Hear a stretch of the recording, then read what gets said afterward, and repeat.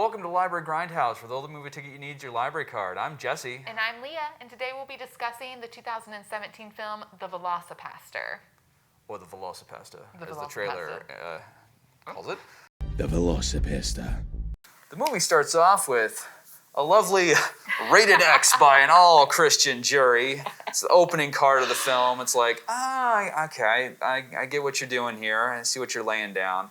I thought that was kind of a fun, you kind of know what you're getting into with the movie called The Velocipastor. Yes, already. Yeah, so that's pretty cool. So we open with the titular pre-Veloci, just straight up pastor. I guess he's a priest. Which a priest, yeah. I don't think the filmmakers are very versed in religion or the Bible. So anyway, but basically he's doing a sermon talking about the book of Job, and basically his takeaway is that though we all suffer, it's the righteous will persevere. Yes. So that I was like, okay, that's the takeaway. That's a little tidbit to keep in mind, I guess. I think there's a little bit more to the book of Job, but hey, it's all right. This is the Velocipastor. I'm not expecting a college theology course or something, so that's all good. So what's with the polka/elevator music kind of score at the beginning? Do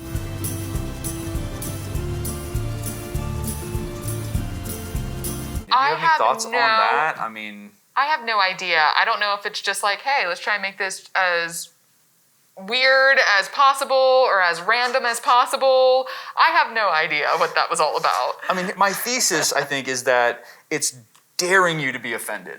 Probably. Like I dare you to be offended by this stupid movie. Like, I think that's my thesis. I mean, we'll see if it bears out as we go through it, but I mean, that is just because we'll get there. Yeah. So basically, his parents are show up and they're by their car waving, "Hey, son! Hey, parents! Hi, mom and dad!" I want to know why they show up after his sermon. Yeah, you think if they loved him, they'd want to hear him preach, right? I mean, if they're proud of their son who's in the priesthood or whatever, and they want to, Maybe it's because he didn't do so well in the book of Job. Summing up, they're like, this one's not going to be a good one. I don't know. But then their car apparently blows up because the priest is thrown backwards, but then it cuts back to the car, and there's just a title card that says VFX Car on Fire. I burst out laughing the first time that I saw this. I thought it was absolutely brilliant. You always see these filmmakers who make films like this that are just, it'll look stupid if they try to do it. So I thought they just fully played in hand. Like, we know we can't do this. We know what this film is all about. Boop. Why lie? We have $1.95 to make this thing. And I was dying. I was cracking up laughing with that. And just the over-exaggeration of the priest, too. No. Absolutely. Because, it's something you might see, I don't know if you see in a test screen, but it's like, it seems like it's just a lame joke to abandon any thoughts that this is a serious movie in any way. Like, get it out of your head that we're actually trying to say something or make a statement. Exactly. Because, even Trauma films, Toxic Avenger, they ponied up for one car explosion. They actually blew one car up, and they used that car explosion for every car explosion in every movie they've ever made. So they never have to shoot one again, which is great. I love saving money. Clip those coupons. I don't see a whole lot for filmmaking, but hey, they're probably out there. I love that he meets with his mentor, and the mentor is just like, "So your parents died, Doug. That's what parents do. They die on you. And then drink some more wine." Oh my gosh! They're just in the church drinking the wine because he's so sad. And then I also love the straight. It just reminds me of '80s, the glamour shots of just the two heads talking back and forth. You see them in the background, almost like Jesse and I are sitting, and then just their heads pop up. Just straight camera, more intense. Yeah. Oh my gosh. I don't know. Because that line, you could put it on a postcard or it's got to be some kind of card out there that does that. Yeah, I feel like somebody on Etsy has that on there. I feel like they're deliberately channeling movies like The Room, which usually, The Room, as far as I know, was not made to be funny, but it just was absolutely uproarious. Whereas this movie was definitely meant to be stupid and funny. And they're kind of nailing it. They are absolutely nailing it. That is very hard to do. To make a deliberately bad movie and have it actually play funny. Exactly. They do a really good job at we know what this is. here it is, please laugh at it. Like, it's one of those it works. things. It like, works. It's obnoxious. You know what they're doing, but you're not mad at them. Yeah. You're like, this is actually funny. And also I'm pretty sure priests wouldn't use a communion chalice to drink wine in the sanctuary, but I'm not Catholic, so I mean, he lost his parents. Come on. I guess maybe He they saw them blow little up. leeway. I don't know. We saw them blow up in text. So now his mentor tells him to go where God will not follow. Is that what he tells him? Yes. Or is that Doug that decides No, to do he this? says you need to go where God will not follow. And where is that? China, and he drives to China. If you I know, completely forgot that he drove to he China. drove to China. Everyone. But I mean, for me though, I immediately cut to like woods, and I was like, oh, it looks like Fort Bend. I know. I was like, oh, they're in Brown County. Right? Like, and then China, and huge, just the biggest type you could ever want. oh man. And then he's walking around, we follow him a while, and he just looks, kind of smiles, and says, China. China. And just to make sure you know where we're at, because it looks nothing like China. The Library Grindhouse will be back after these messages. Information sources are important. Where did you learn English? College. And the police academy movies. Ah, Don't learn about China from the Velocipastor. Use Culturegrams. Authoritative info on countries and states, recipes, history, culture, and more. Free 24/7 with your library card. Discover it for yourself at hcplibrary.org. And now back to the Library Grindhouse. I think one of my favorite lines, though, is it's right before the other person shows up in the woods with him, the dying lady. Yes, the dying lady, yep. Before that, though, it looks like he pulls out a compass and he just goes, China is east. And that's it. Oh my gosh. Forget that line. Ooh, I forgot. You mentioned that he drives to China. Yes. That was a fantastic rear projection driving scene. That was hysterical, too. Just to see this priest. It looks like he's rocking out in his car as Oh yeah, he's it looked like driving. a scene out of a Tarantino movie. Yeah, like a little bit. Literally was trying to channel the cool, just Exactly, like Uma driving. Thurman's with gonna pop up in the background. obviously rear projection behind him. I Yes. mean, we could just throw something like that behind us like right now. It's just like, great. Just perfect. And, he's actually kind of like smiling. And I feel like, his parents just died. And so he's doing this to better himself, to kind of, work through his emotions. And Hey, he's sitting it there sounds like smiling it's and working. jamming out. It's working. I It's want working to know for what him. kind of car he had to go across the ocean. All right, so yes, as you mentioned, there's a woman in the woods wearing a rice paddy hat, of course, that tells Yes. him more than once to destroy the object that's in her hand. And I assume she's speaking Chinese, but who knows with this movie? I'm like, I hope that's actual accurate Chinese. But anyway, then she says "Dragon Warrior" in English before dying, and she's smiling when she says this. So was there some kind of prophecy about a dumb American who would find the claw and then become the Dragon Warrior? I think she wanted him to destroy it. But then she said Dragon Warrior and smiled. That's true. So I don't know. I don't get a know. conflict. Exactly. Destroy it, but if you don't, You could do yo, this. Dragon Warrior. Yeah. And I want to know, how is it passed down? Because obviously there had to have been a first Dragon Warrior for them to know that this happened. So is it everyone that gets... I don't know. Maybe we're thinking too much about this movie, but... I think we're thinking about it too much. I don't think this movie is meant to invoke any thought whatsoever.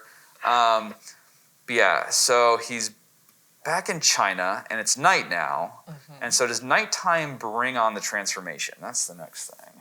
I don't know if nighttime brings on the transformation, because I think as soon as he cuts himself, it sort of like fades out, and then he wakes up in a bed.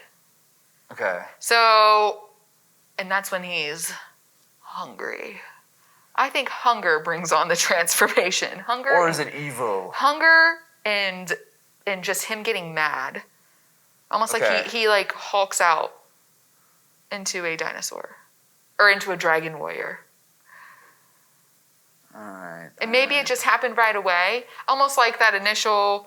He cuts himself with what looks like a giant tooth, but it's not a tooth, it's a claw. Right, the A claw. raptor She's claw. holding the claw, yeah. I want to know how he cuts himself on it too, because it looks rather dull. But Yeah. he's holding it in his hand, cuts himself, and then I think it just sort of doesn't it fade to black, or is it already nighttime? I think it's something like that, yeah. Because he's running away from somebody. Right. Because he wakes up in the bed. Is he back home? Like, I think he's back so. home. He's back home. And so then he's out running around. And so then he runs across a mugger, eats him, and a bald mannequin head, just like not even trying, not even throwing a wig on that mannequin head, rolls away. Nice touch. Chef's kiss, it was just perfect. And also, like, the gun that was involved in that, I noticed it had to be cocked after each shot, and it wasn't a revolver. Yeah. That was really weird. Yeah, I don't know. I don't know I'm about not a firearms expert, but I'm not it was either. just kind of a little weird. But, a little weird. I mean, for you not being a firearms expert, you know that that's not the way how it's usually supposed to be, At least not in so. movies. Yeah. I mean, I've seen a lot of action movies, and I've never seen one have to be like that. So then he's doing that to save a prostitute. A hooker with a heart of gold. Absolutely, that's right. Who immediately, or somewhere along the line, says, "I'm pre-med law," but no one seems to be impressed by that. You're a hooker? And pre-med law, but people aren't surprised as much by that one. Oh my goodness gracious. I was cracking up with that too. The pre-med law hooker with a heart of gold. You gotta love it. Yes. There's surprisingly little demand for hooker doctor lawyers. So you have the classic screwball comedy move of the priest thinking he slept with the prostitute and then has to wear one of her dresses because his clothes were ruined. That old classic Which chestnut. is another great touch because it's just the shortest dress, the shortest, tightest dress. She's wearing like this flowing, sundress. How come he couldn't have had that? He has this really tight sweater knit when they're walking around in the sun. I really appreciated the reverse kind of exploitation of that. It was great. Yeah. I mean, because usually in the movie it'd be the other way around or worse or whatever, so. It was pretty great. But then she goes and she shows him the body because he doesn't remember what happened. So I don't know if he always blanks out when he turns into the Velocipastor, when he turns into the dinosaur, which I'll get to that later. But he doesn't remember it. But then I feel like later on he does. So I don't know, is it like I think when he... You have more control the more you morph? I think when he realizes what he is now, I think then he can start to control it. Okay. That he actually has a memory of it now, that he... Because before, when he had no idea what was happening to him, he just, he has no memory of it. But I think now that it's like, I'm going to straight up eat this guy, I think that's when it's like he'll remember it now. And also, can I point out something? But when he wakes up and he believes that he has committed a priestly sin of sleeping with this woman, and, it's that awkward back and forth of like, well, what are you talking about? What are you talking about? Oh, right, it's playing the pronoun game or something. Yeah, and then she's like, you killed a man. And he seems to be relieved that he didn't sleep with her, but he killed a man instead. He was like, oh. That is a very American thing of just like, I just killed a guy? Oh, thank goodness I didn't have sex. Oh my gosh, Could you imagine? I mean, I just murdered a guy? Oh, that's fine, no problem. Yeah, no, that's a very... And I don't even think she said murder, I think she said ate. Like, he ate a man. Oh, didn't she, or did she say murder? So even cannibalism is more acceptable than having sex with a woman. I don't know. I think that's a very, very puritanical American way of looking at it. But hey, that was another part where I'm like, oh, okay, this movie that's just those little itty bitty tidbits in it. Just make the movie. Little itty bitty behind, just one-liners, all of it. It's great. Non sequiturs, absolutely. So he goes to hear confession because he's still freaking out about everything, about eating the dude and whatever. So he runs to church like he has to go to confession. Not for himself, but to hear other people's confessions. Exactly. So then Frankie Mermaid shows up to confess about killing the priest's parents. And Frankie Mermaid is the pimp. He's the pimp for the hooker. Sorry, I skipped over that. Yes. And... for Carol's the hooker's name. He's the pimp for her, and he just goes into like a complete... I would never go into a confessional, or I would never think that someone would go into a confessional and just be like, yeah, I murdered this dude, and I blah, blah, blah, and this, like, cursing up a storm. Yeah, technically, I don't know if... I mean, I guess he's relieving himself of his sins. I mean, technically, that's what you're supposed to do, and as far as I know, I don't think the priest can then go to the police and be like, hey, this person just confessed. I don't think so, but I thought maybe for murder? I don't know. I don't know how that works.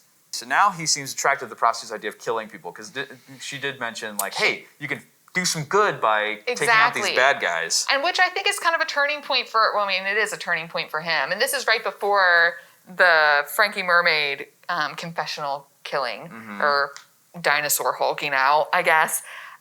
When they're in the woods and they're talking, Carol is absolutely just, this is amazing. And he thinks it's a curse. Like, I'm killing people. And she's like, no, you can actually do something good with it. There's always going to be bad people in this world. There's always going to be killers and murderers. And yeah, you can listen to their stories and absolve them of their sins. But some people, they'll just constantly be doing it. So you can actually get rid of all these people and save a whole bunch of lives in the process. And that's when I think at first he's like, no, that's wrong. Like, innately, that's wrong. No matter what, you don't battle evil with evil, is what he's thinking. And then all of a sudden when he hears Frankie Mermaid in the confessional and he knows, like, this dude blew up these 2 rooms. Yeah, like, it was great. And this guy doesn't really care what he's doing. He's going to keep doing this. And that's when he gets hungry. And by the way, I think I've said hungry like that probably 50,000 times after watching this film. he actually says it like that in the movie? Yeah, hungry. Like, he like... All right. And then his realization shot, too. That's probably... What? What? Oh, yeah. No, it's classic. It's in the trailer, too, I think. Yeah, The trailer yeah. moment. I love the line, or the exchange. I don't know much about God. I don't know much about dinosaurs. There's just so many great, just like, wow, they really just said that. Just okay. little itty-bitty bits of this movie. And then we'll only hurt bad people. Yeah. Only the worst. High five. We'll only hurt bad people. Only the worst.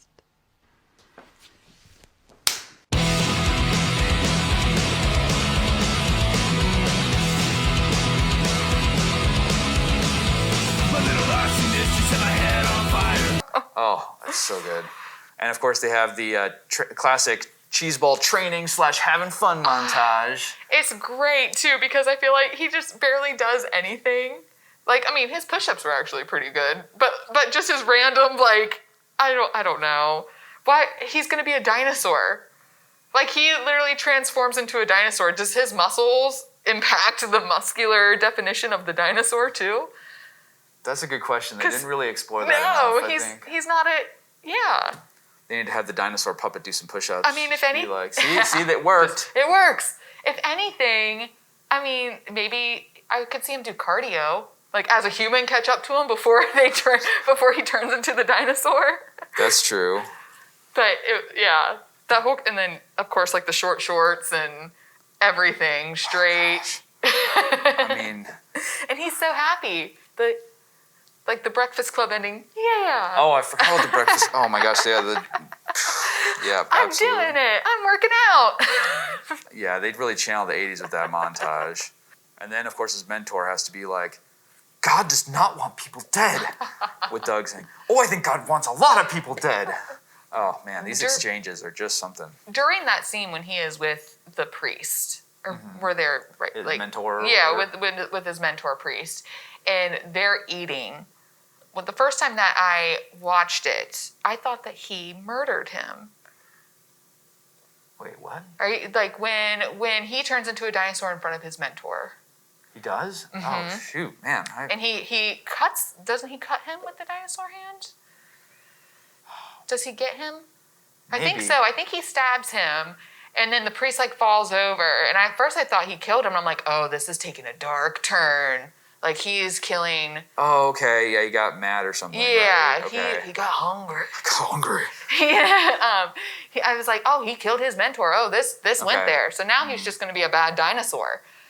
But that ended up not being the case.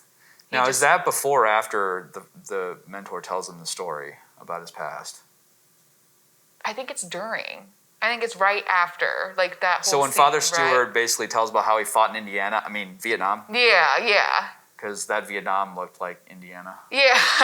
It's another one of those instances where... Well, because that's when I thought, like, oh, so he fought in Vietnam, so he killed people, assuming, you know. So then that's why I was like, oh, so he's just killing people who killed other people, even though the priest was... You know what I mean? Does that make sense? Yeah, I guess. But I was like, is that the... But he ends up not. So I guess it solved itself. Yeah, so it ends up being okay. Because does someone have 5 kids, 11 kids, spend 15 minutes a day with each of them, name one after me, Ali, your wartime buddy? What the heck is happening in this movie? 11 kids. And I want you to spend 15 minutes a day with each of them. Yeah. And I want you to name one of them after me. Ali, your wartime buddy. But then you look at him square in the face, and you smile like I do. Like this. And then Adeline shows up in Vietnam? Yeah. What in the world is going on? I have no clue. James! Adeline? Adeline! Adeline! James! Adeline! James! Adeline! James! James! What do you think she was doing in the forest? I don't know. Maybe she was trying to start a family. And then we have the black market exorcism. Mm-hmm. Alice Cupia. Oh, we missed... Now, when was it? Because one of the all-time favorite parts is after he's back with Carol. And it's after the first time where he thinks that they've... Yes. You know, they're slowly developing a relationship, which is, I think, his overarching, like, he's slowly transforming into the actual dragon warrior instead of the like a priest. Yes. Dinosaur. Like a warrior kind of with honor. He has a code. He's killing people, but he's got a code. Because he's kind of like, he's slowly falling in love with her. He does that little cute, like, pull her closer on the bench, put his arm... During the montage, you mean? The cheesy... Yeah, that's part of having fun montage. Yeah, he's kind of falling in love with her, yeah. He's falling in love with her. But another one of my favorite parts, and I'm not sure exactly where at in the film it is, it's when him and Carol, they're lying in bed. You don't know what they've done. And a ninja just somersaults through the window. Oh, my gosh. Like, just somersaults through the window. This is an Australian ninja. Yeah. What is going on? I don't know. Because then they had to fight off the ninjas that show up in the room, right? Yeah. Because this was before or after the love montage? I feel like it's right after. Because they have the love montage. It's just like, what is happening? Yeah. Like, it's like multiple different, like, it's just the cheesiest, silliest... It's super thing ever of just like, okay, I guess they're gonna have sex now. I have no clue. Like I don't know. But yeah, they wake up the next morning. The ninjas attack. And I'm pretty sure he says "Hi-ya" as he's somersaulting through the window. Did he? Which is what I would want to do if I somersault through a window. Why wouldn't you? You'd have to. I mean, at that point, absolutely. But this is also where he doesn't turn into a dinosaur right away. So this is where his working out does help because they both are fighting against them. Karate chop. Yeah, an almost naked battle against the ninjas. So basically they're kidnapped, right, at this point, and taken away to the bad guys to have the plan to hook people on drugs, and then when the drugs were cut off, assume that people would join their Christian help group and make money off them that way, I guess. What does drug smuggling have to do with Christianity? Everything. 一放入紐約，成個上晒人，你知唔知道啊？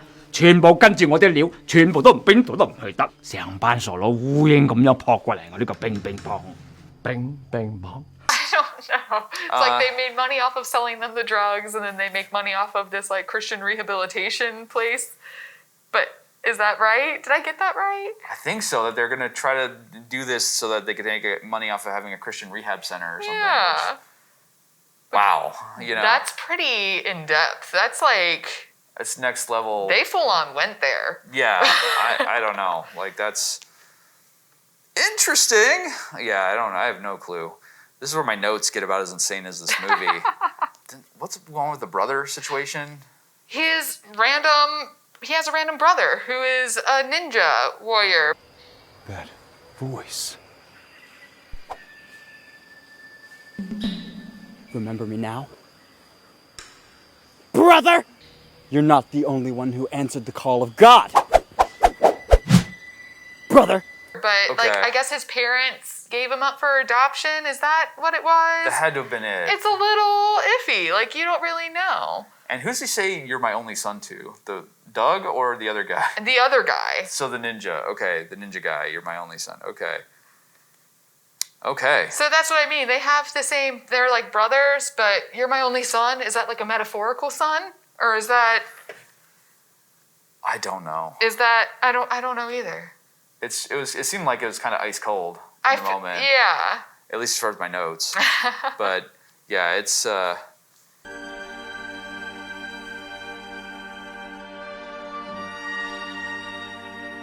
You're my only son. Thanks, Dad. You're my only son. So then you get. For God. Is that what he yells when he's going to fight people? Okay, he exclaims, for God.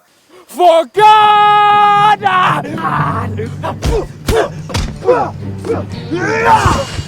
Have mercy. That's. During this fight scene, the entire movie, I've been wanting to see what the dinosaur looked like in full. Mm-hmm. You only see this head. Right, and you're like, oh, so all they have is this animatronic head, like, which is still, it's pretty impressive, all things considered. Like, yeah. I couldn't build one. Well, at first I didn't think it even was an animatronic head. I just thought it was like a head that somebody bought off Amazon, like a plastic Halloween costume, but it does move, so I guess it would have to be animatronic. I mean, it didn't look awful. Yeah. Like, it didn't look like it's made out of paper mache. Yeah. Which, I mean, could have so, been. I don't know. Library Grindhouse will be back after these messages. There is a section of the library today that has been popular for years. You say you're too old for it, but you would be lying. The subject is timeless. It is fascinating. Its appeal is relentless. It will find you. You cannot escape. You won't want to escape. It's a call number so epic, we had to use a movie trailer voice.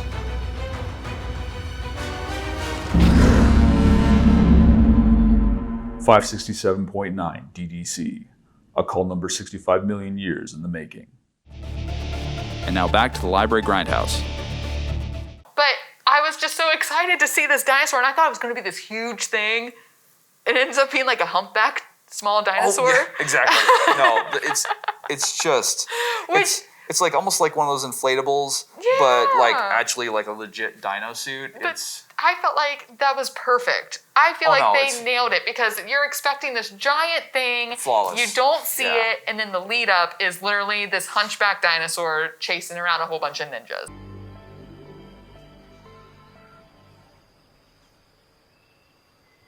You're lying!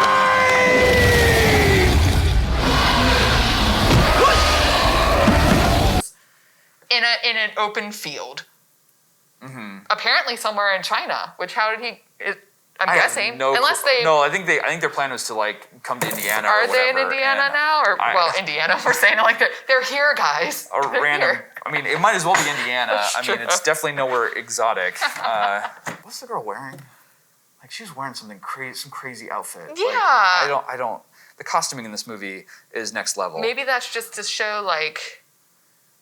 Now she's a ninja hooker or something. I don't know.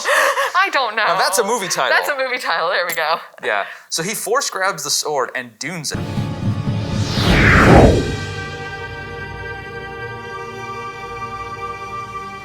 Like, I have no clue what I meant by that, but I was shocked by that development. It was just like, what are the rules of this?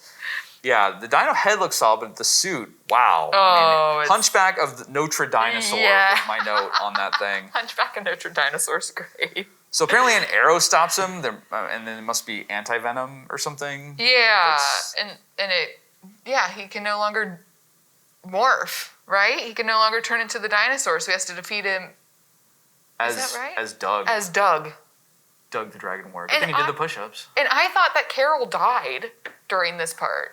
Well, yeah, I mean, because we get a quote, like, is this on the screen? Like, only through the elimination of violence we finally achieved world peace. Gandhi. Yes. Over Doug holding the fake head and covered in his brother's blood. Yeah.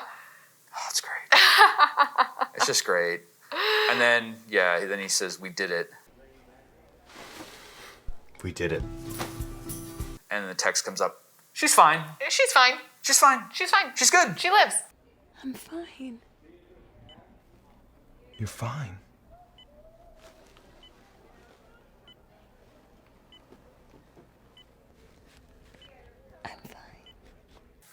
Happy ending. No problem. All's well.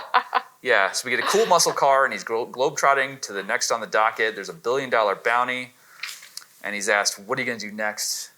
What I do best. So I guess he can still turn to I guess so. the dino, maybe. Maybe just the venom's like a temporary thing. Could be. You know, like his kryptonite, I guess.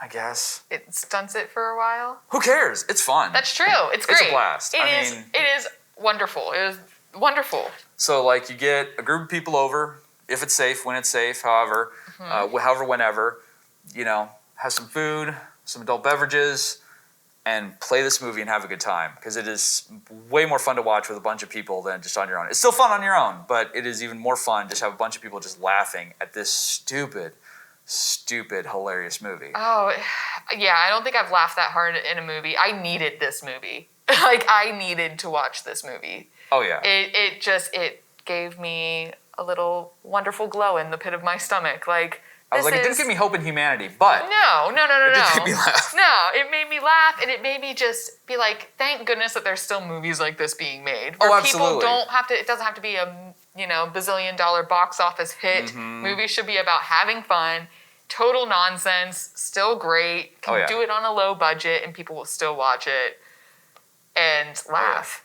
Absolutely. Oh, I definitely succeeded there. Yeah, there's no, it's not like a really in-depth rhyme or reason type movie. Like, you're not really gonna gain this aha moment or anything like that. With a title like The Velocipastor, it'd be irresponsible if it tried. You have ninjas, you have, dinosaurs, you have priests. Ninjas, Hooker with Heart of Gold. Yeah. Pre-med law. Pre-med law. You Absolutely. have the killing of a really badly dressed pimp.